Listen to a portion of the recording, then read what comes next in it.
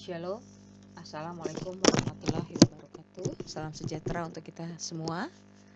Kepada yang terhormat Bapak Fasilitator yang telah memberikan kesempatan kepada kami untuk kami dapat melihat manajemen risiko pada BUMN, yang pada kesempatan ini kami melihat kepada BUMN Perum Bulog cabang Bandung.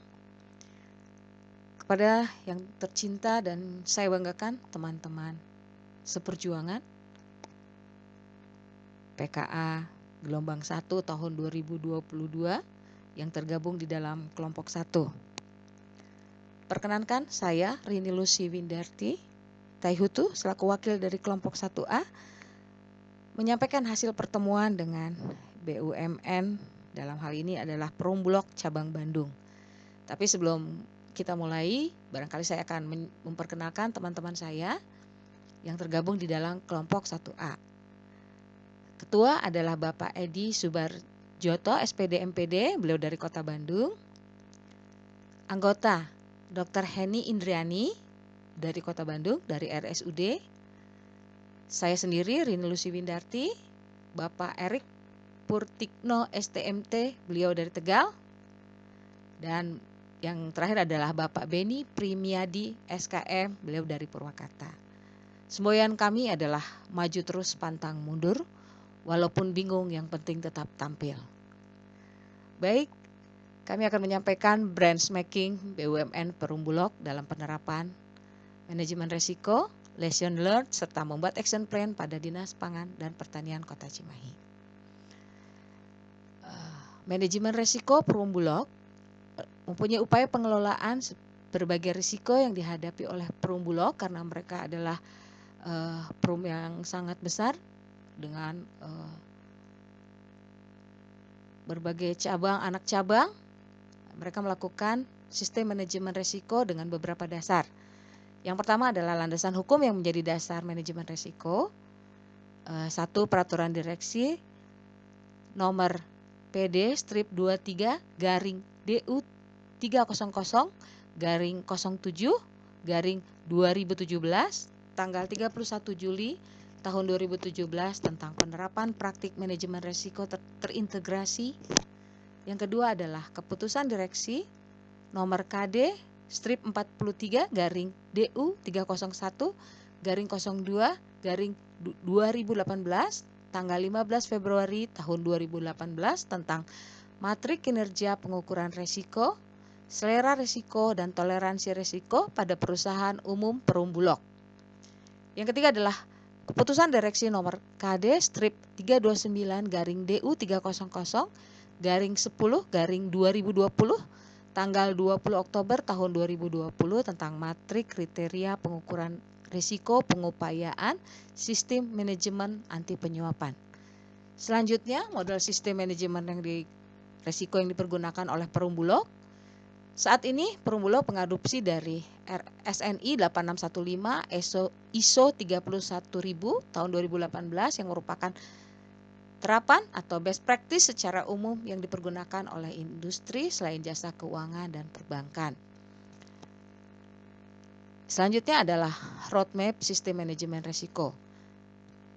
Peta jalan manajemen risiko Perum Bulog memiliki tujuan akhir untuk meningkatkan kedewasaan penerapan manajemen risiko yang melekat menjadi budaya organisasi untuk mempertahankan level kompetitif perusahaan di industri.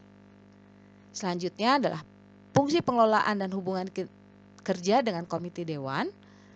Fungsi manajemen risiko sesuai dengan ketentuan tersebut dibidangi oleh direktur bisnis, serta pelaporan manajemen risiko sesuai dengan ketentuan Good Corporate Governance atau GCG.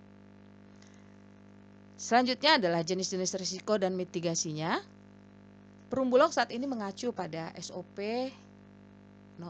strip 08 garing DU 300 garing 05 garing 2019 tanggal 28 Mei tahun 2019 tentang SOP kebijakan manajemen risiko dengan membagi jenis risiko ke dalam 4 kategori, yaitu keuangan, operasional, kepatuhan, dan strategis. Yang selanjutnya adalah evaluasi atas efektivitas sistem manajemen risiko. Perum Bulog bekerja sama dengan pihak ketiga yang dalam hal ini adalah pihak ketiga yang mempunyai profesional di bidang manajemen risiko untuk melakukan asesmen penilaian tingkat kematangan atas penerapan manajemen risiko tahun 2020 di lingkungan perusahaan. Benchmarking yang kami dapat adalah penerapan manajemen risiko mengadopsi dari SNI 861 ISO 31000 2018 tentang standar manajemen risiko. Membuat roadmap agar sasaran tujuan akhir untuk meningkatkan kedewasaan penerapan manajemen risiko dapat tercapai sesuai target. Fungsi manajemen risiko sesuai dengan ketentuan Good Corporate Governance. Menetapkan potensi risiko berdasar kepada standar operasional prosedur yang telah ditetapkan. Yang selanjutnya adalah melakukan kerjasama dengan pihak ketiga yang profesional di bidang manajemen risiko untuk melakukan asesmen. Selanjutnya adalah menyusun learner dan dari benchmarking,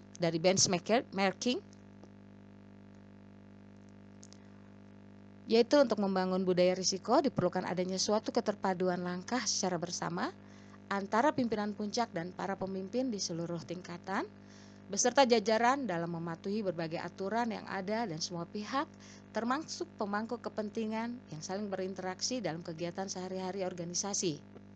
Yang kedua, dengan menerapkan manajemen risiko, diharapkan dapat meningkatkan kemungkinan pencapaian sasaran strategis organisasi dan peningkatan kinerja, mendorong manajemen yang proaktif dan antisipatif, memberikan dasar yang kuat bagi pengambilan keputusan dan perencanaan, meningkatkan kepatuhan terhadap regulasi, meningkatkan ketahanan organisasi, dan meningkatkan efektivitas, alokasi, dan efisiensi penggunaan sumber daya organisasi, serta meningkatkan kepercayaan para pemangku kepentingan.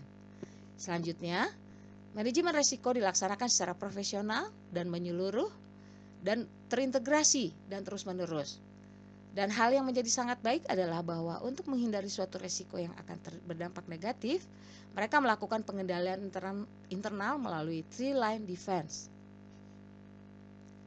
Sedangkan action plan 1. Menerapkan sistem manajemen risiko dengan mengadopsi ISO 31000 2018 tentang standar manajemen risiko. Yang kedua, membuat roadmap sistem manajemen risiko untuk mempertahankan level kompetitif. Ada 4 aspek yang perlu diperhatikan, yaitu penguatan dan peningkatan infrastruktur, kapasitas, sistem, dan budaya. Yang ketiga, memperhatikan jenis-jenis risiko dan mitigasinya agar dapat dilihat apa saja yang mempunyai tingkat risiko yang tinggi. Yang keempat, melakukan evaluasi atas efektivitas sistem manajemen risiko yang akan dilakukan oleh pihak ketiga yang profesional di bidang manajemen risiko untuk melakukan asesmen penilaian tingkat kematangan atas penerapan manajemen risiko. Yang kelima adalah action plan ini akan diterapkan pada proyek perubahan yang berkaitan dengan peningkatan ekonomi masyarakat dalam menunjang ketahanan pangan keluarga melalui diversifikasi olahan berbahan baku singkong di Kelurahan Cibeber, Kota Cimahi. Demikian, ini foto ketika kami melakukan wawancara dengan Perum Bulog Kacap kantor cabang Bandung berkaitan dengan manajemen risiko. Ini saya Pak yang pakai baju hitam ditemani oleh teman saya dan ini orang-orang dari Bulog Pak. Ini kepalanya. Demikian hasil pemahaman kami. Terima kasih. Karena saya orang Ambon, saya akan sampaikan dankewel. Karena suami saya orang Karo, saya sampaikan bujur melalah. Tuhan memberkati. Wabillahi taufiq wal hidayah. Wassalamualaikum warahmatullahi wabarakatuh. Terima kasih.